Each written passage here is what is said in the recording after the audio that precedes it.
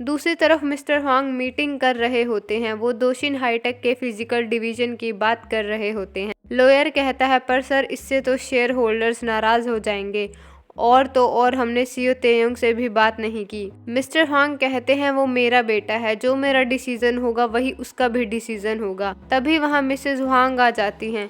वो मीटिंग के बीच ही चिल्लाने लगती हैं और बात करने के लिए कहती हैं। मिस्टर हुआंग उन्हें जाने के लिए कह देता है और अपनी वाइफ से बात करता है। मिस्टर हुआंग कहते हैं क्या ऐसा करना ज़रूरी था? मिसेस हुआंग कहती हैं हाँ ज़रूरी था, मुझे तुमसे अभी बात करनी थी। मैं चाहती हूँ तुम जुनते को एक और मौका दो। अगर तुमने ऐसा नहीं किया तो मैं अपने सारे शेयर्स की पावर लगा दूंगी और तुम्हारे रास्ते में आऊंगी। मिस्टर हुआंग कहते हैं मैं ऐसा क्यों करूँ? कहीं इसलिए तो नहीं क्योंकि वो तुम्हारा बेटा है? ये सुनकर मिसेस हुआंग चौंक जाती हैं। मिस्टर हुआंग कहते हैं तुम्हें क्या लगा मुझे कभी पता नहीं चलेगा? मैं जानता हूँ कि तुम उसकी माँ हो। अगर तुम मेरे रास्ते में आई तो तुम्हारे बेटे जुनते को भी ये बात पता चल जाएगी। वो उसे धमकी देता है और चला जाता है। अपनी सच्चाई सामने आने से और मिस्टर हुआंग की धमकी से मिसेस हुआंग रोने लगती हैं। फिर हमें जैंगमून और ली संग को दिखाया जाता है। वो एक स्केच बुक देख रहे होते हैं जिसमें मिस्टर स्माइल के स्केचेस बने होते हैं। उनकी बातों से हमें पता चलता है कि वो दोनों जुनते को प्रेजेंट ना का कातिल भी मान रहे हैं। ली संग जुनते के आदमी पार्क सांगू की फोटो देते हुए कहता है तुम इस पार्क सांगू को जल्दी से जल्दी ढूंढो। जैंगमून कहता है मुझे जूही के बारे में भी कुछ बताना है।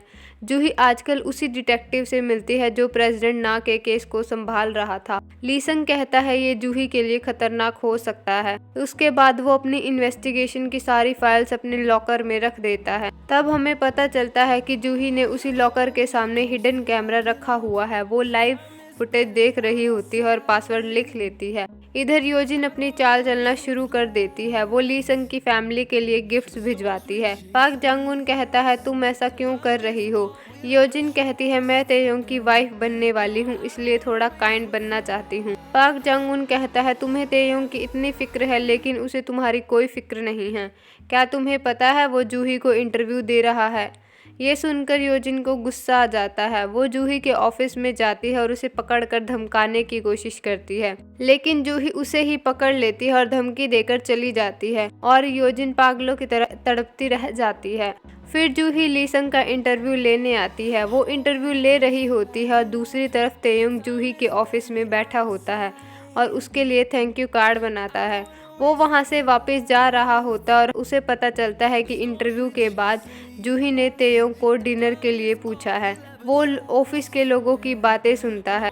लोग कहते हैं लगता है जूही फिर से अपने मंगेतर के पास जाना चाहती है, इसलिए तो उसने तेयोंग से डिनर के लिए पूछा और तेयोंग ने भी हामी भर दी। उसकी बातें सुनकर तेयोंग दुखी हो जाता है और वहां से चला जाता है। इधर वो दोनों डिनर कर रहे होते हैं। ली संग कहता है मैंने हाँ इसलिए कहा ताकि मैं तुम्हें बता सकूं कि तुम मुझ पर गलत शक कर रहे हो और तुम्हें इस केस से पीछे हट जाना चाहिए। जूही कहती है अगर तुमने कुछ किया ही नहीं तो मुझे केस से हटने के लिए क्यों कह रहे हो? वो फोन में एक फोटो दिखाती है। ये वही फोटो होती है जब मेड के एक्सीडेंट के बाद ली संग वहाँ से जा रहा होता है।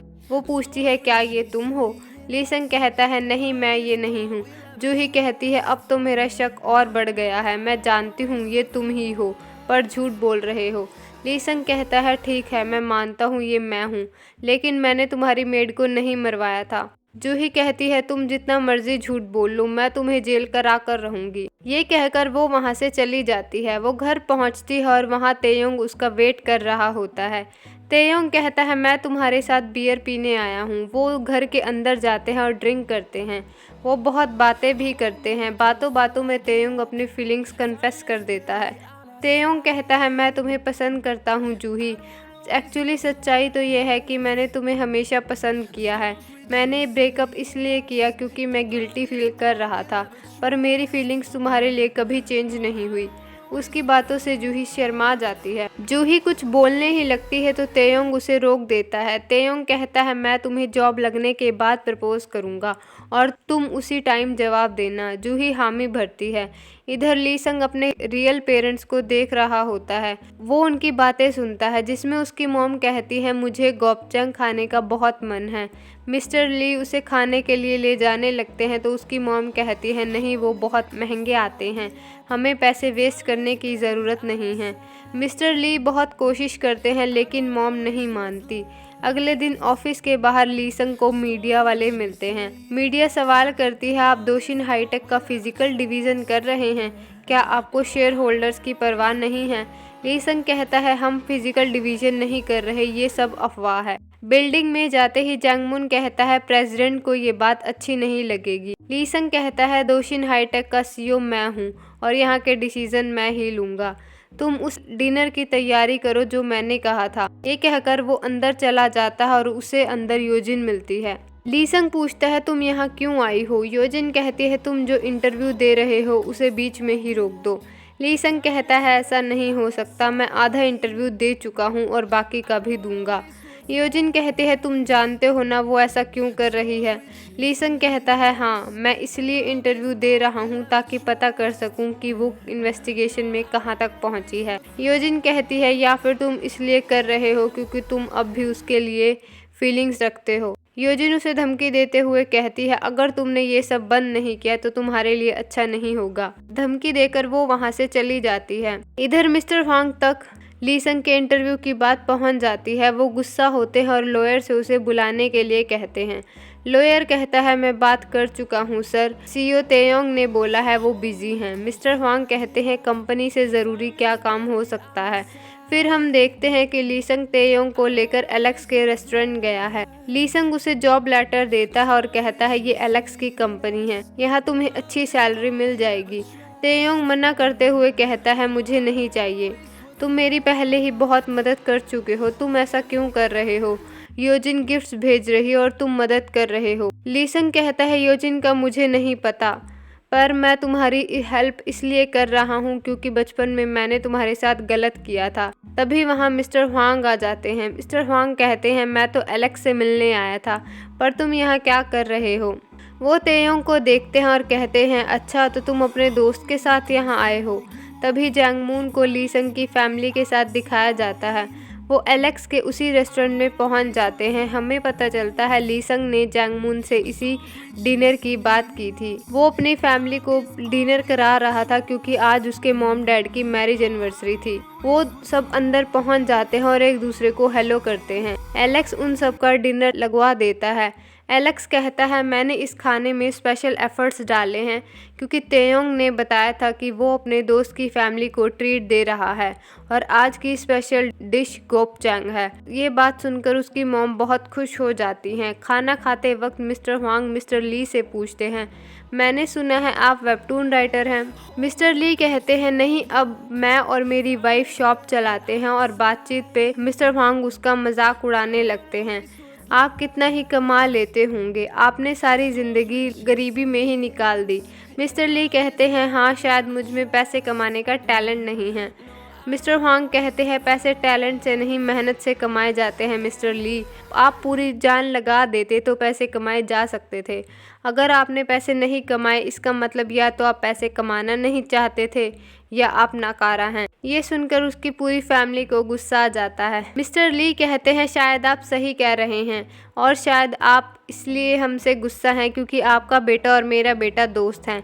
आप परेशान हैं क्योंकि आपके बेटे का दोस्त एक गरीब लड़का है, पर सर गरीबी कोई छुआछूत नहीं है, वो साथ रहने से फैलती नहीं है। हो सकता है मैं नाकारा हूँ पर मेरा बेटा नाकारा नहीं है, मुझे अपने बेटे पर ट्रस्ट है, उस पर प्राउड है। आपको भी अपने बेटे पर ट्रस्ट करना चाहिए और उसके डिसीजंस पर भरोसा करना चाहिए। उसकी बातें सुनकर लीसंग और तेयोंग दोनों ही इमोशनल हो जाते हैं। तभी मिसेस ली कहती हैं बहुत हो गई बातें, तेयोंग ने इतनी प्यार से हमारे लिए डिनर बनवाया है, हमें डिनर करना चाहिए। इसके बाद वो खाना खाते हैं और अपने अपने घर चले जाते हैं। घर जाकर तेयोंग अपने मॉम डैड को गले लगा लेता है और उस पर भरोसा करने के लिए शुक्रिया करता है। दूसरी तरफ लीसंग अपने डैड से कहता है ये कोई कोइंसिडेंट नहीं था ना, आप जानबूझकर वहाँ आए थे, आपको पता था कि मैं लीसंग की फैमिली से मिल रहा हूँ। मिस्टर वांग कहते हैं हाँ, मैं देखना चाहता था कि मेरा बेटा कैसे लोगों से मिल रहा है, उनमें क्या खास है। लीसंग कहता है तो आपको वो कैसे लगे? आपके पास सब कुछ है लेकिन फिर भी आप उनसे चिढ़ रहे थे, उनकी बेइज्जती क्यों कर रहे थे? लीसंग इमोशनल हो जाता है और चिल्लाने लगता है। मिस्टर हुआंग गुस्से में कहते हैं, चुप हो जाओ और मेरी बात ध्यान से सुनो। मैंने तुम्हें यूएस से इसलिए भेजा था ताकि तुम्हारी ये पिटी फील करने वाली फीलिंग्स निकल जाएं, लेकिन वो अब भी तुम्हारे अंदर हैं। अगर तुम्हें सारी ज़िंदगी ऐसे चैरिटी करने के लिए जीना है तो तुम जी सकते हो, लेकिन फिर तुम्हें दोषी नहीं मिलेगी। और अगर तुम दोषिन कंपनी के ओनर बनना चाहते हो तो मुझे उकसाना बंद करो, ये शेयरिंग बंद करो। फिर मिस्टर हुआंग कहते हैं, लेकिन मैं एक बात अब भी नहीं समझ पाया, तुम उनकी इतनी केयर क्यों करते हो?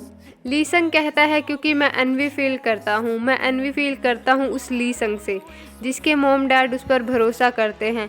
पर आप ये बात नहीं समझेंगे, आप कभी नहीं समझेंगे। ये कहकर वो वहाँ से चला जाता है। मिसेस हुआंग वहाँ आ जाती हैं और उसकी इस बात को सुन लेती हैं। मिसेस हुआंग कहती है, मैं एक अच्छी माँ नहीं बन पाई। अगर ये बात उसकी असली मॉम ने सुनी होती तो उन्हें बुरा लगता। मिस्टर हुआंग कहते हैं, तुम इतना अच्छा बनने की कोशिश क्यों कर रही हो? क्या तुम्हें डर है मैं तुम्हारी सच्चाई जुनते को बता दूंगा? तो मत डरो, मैं इतना भी क्रूल नहीं हूँ। मिसेस हुआंग पूछती हैं, क्या आपको पता है जुनते के डैड कौन हैं? मिस्टर हुआंग कहते हैं, मुझे इस बात में कोई इंटरेस्ट नहीं है, इसलिए मैंने पता नहीं किया। ये कहकर वो वहाँ से चले जाते हैं। अगले दिन लीसंग का इंटरव्यू हो रहा होता है। जूही और उसकी टीम उसके घर आती है और इंटरव्यू लेने लगती है। पार्क जांगुन का कोई आदमी भी वहाँ होता है और जूही और लीसंग की फ़ोटोज़ पार्क को भेजता है। पार्क उन फ़ोटोज़ को योजिन के पास भेज देता है और योजिन चिढ़ जाती है। इधर इंटरव्यू शुरू होते ही जूही तेयोंग के रूम में जाती है और लॉकर खोल देती है। वो फाइल्स निकालती है और उन्हें देखने लगती है। वो फाइल्स देख ही रही होती है तभी लीसंग वहाँ आ जाता है। लीसंग पूछता है, ये तुम क्या कर रही हो? इधर योजिन तेयोंग को कॉल करती है और उसे लंच के लिए बुलाती है। तेयोंग वहाँ पहुँचता है तो योजिन उसे लीसंग का गोल्डन स्पून देती है और खाने के लिए कहती है। इसी के साथ एपिसोड ख़त्म हो जाता है।